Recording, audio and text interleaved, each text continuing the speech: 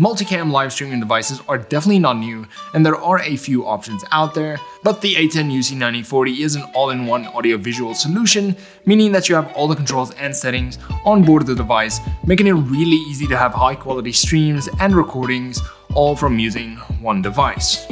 Let's take a look and see what it can do. Today we'll be taking a look at the Aten UC9040 to see what it can do and how everything functions. Now Aten did let me play with this device at their offices, and I didn't have weeks to spend with this device, only a few hours, but with my limited time spent on this device, I have to say that I was pleasantly surprised with how it functions and how easy it was to actually get into it by just sitting down and start playing around. It is pretty easy to figure out, and it does exactly what it says it does. So first thing I want to address is that yes, I did use a tablet to actually see the interface of this device, and you don't actually need a tablet to actually do that. You can use your smartphone or a PC as well, depending on your needs or the actual device that you have with you on hand. And secondly is that if you have an Android tablet, that you can actually use it wirelessly with this device, so you don't have to actually keep it plugged in. You can see everything and control everything via the tablet wirelessly. But if you have an iPad, you'll actually have to keep it plugged in via the USB cable for it to actually work. And then thirdly is that the Aten UC9040 isn't that accessible for everybody, mainly because of its price tag, which is around 30,000 Rand or $2,000 depending on your region. But what this device really offers makes it really worthwhile, especially for certain use cases. And if you take a look at what you actually get with this device and what you'll have to buy to get a similar device, for example, a PC, a bunch of capture cards, an audio interface to actually use and control all of your audio with, then this device isn't actually that expensive, and it is much easier to use than having to go to your PC and doing everything that way. So what exactly is it that the Aten UC9040 can do, and how does it actually work?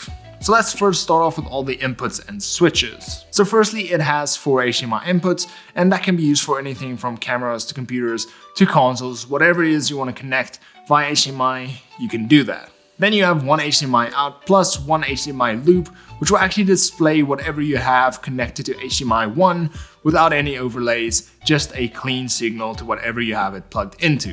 Now what this means is if you have your camera, for instance, connected to HDMI 1, then you can always see yourself and your camera full screen without any interruptions to make sure that you're always in focus. Or if you're a streamer, then of course you can connect your PC or your console to HDMI 1 and always have a clean signal coming out, so you'll always have a full screen uninterrupted of your gameplay for you to actually use while you're streaming. But of course there are many uses for this, and this will come down to whether or not you need it and what you'll need it for. Now next to the HDMI ports, you do have your Ethernet port. You have USB ports that you can plug in external USBs into to record directly to. But the guys over at Aten did warn me that if you plug in a new USB device, that the device itself actually formats the drive that you plug into. So just beware that you don't actually plug in a device that is full of storage, and rather format it and remove everything off of that drive before you plug it into this device itself. Now next to those, you do have 2 6.5mm TRS connections, which you can use to plug in mics or any other audio into, and then next to that you do have your power connector. If we then take a look at the side of the device, you have your 3.5mm TRS for a headphone input, which you can use to actually monitor all of your audio on this device. Then you have your USB port, and this USB port will actually be used to plug in a PC or your tablet to use with the interface itself. And when it comes to all of the buttons on the device, it may look complicated, but it's actually really simple. Let's run through them. On the top left, you do have your audio knob, which you can use to change the output volume of your streams, but you can also change this from within the app itself, and you always have your audio sources being displayed there, which you can easily then see or change on the fly. Now moving on to the center, you do have 2 buttons, your record and go live, and you can use the go live button to actually go live to the channels that you have selected from within the settings, and you can select up to 2 channels to multi-stream to, or you can just stream to 1 if that is all you want to do, and then you can simply press live and it will stream to that channel always. Moving down, you have 8 buttons which you can actually assign scenes to, and with these you'll have a red and a green scene, which you can use to select the active scene and the scene that you actually want to switch to.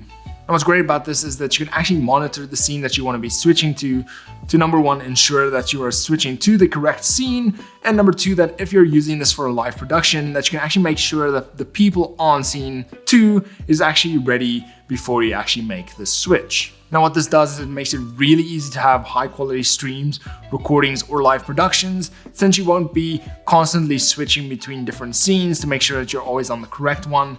And with this, you'll just always know which scene you're going to be switching to before you actually make the switch itself.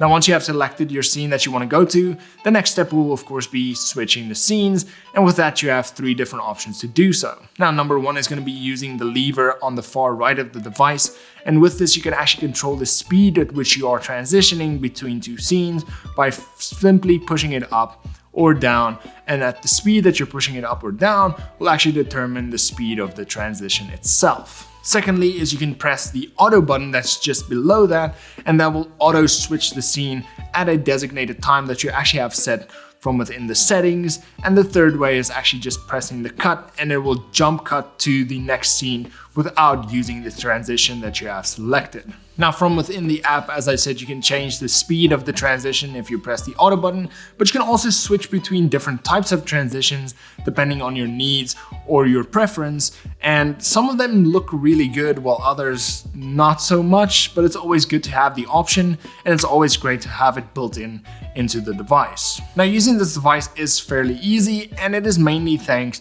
to the app itself. It shows you everything that you need to see. You can go into settings and easily change the output of your stream, transitions, and many more. And now everything is laid out. It really makes it easy to switch between scenes that you have selected. And you can also see which scene is active and how your audio situation is looking like.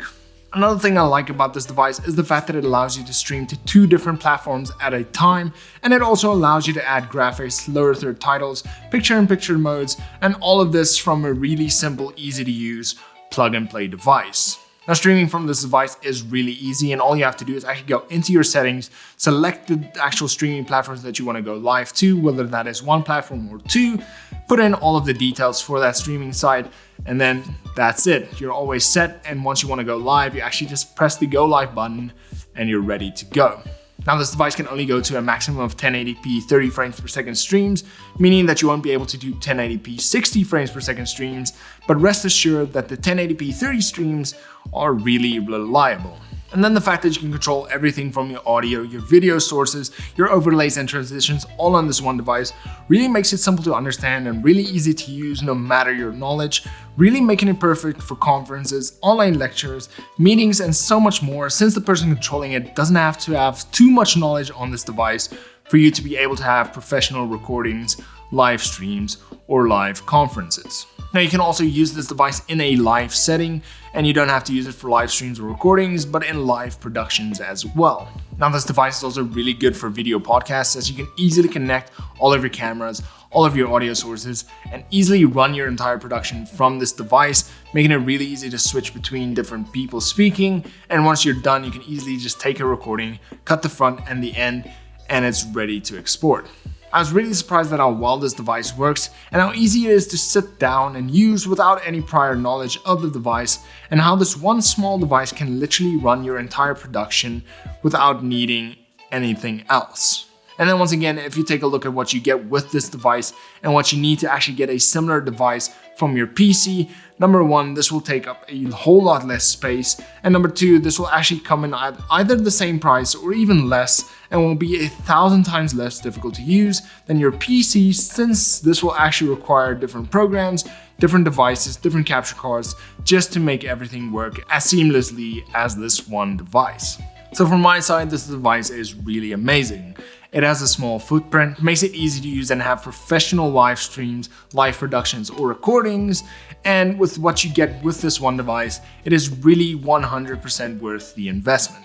So if you're a business, a university, conference center, and you need something to actually live stream with, use for live productions, or just make recordings with, then this device is really great for that. It takes up a really small footprint. It is really easy to understand, meaning that everybody that works there doesn't have to go through intense training to actually try and learn this device, and it will probably take one afternoon for everybody to understand how this device works, and it will provide you with everything that you need for any of the situations that you may need it for. But if you're an individual looking for a device for actually live streaming your games or recording your podcast with, I would definitely suggest heading down to the link in the description below and seeing the actual technical specs of this device and seeing if it will fit your need on a more technical level.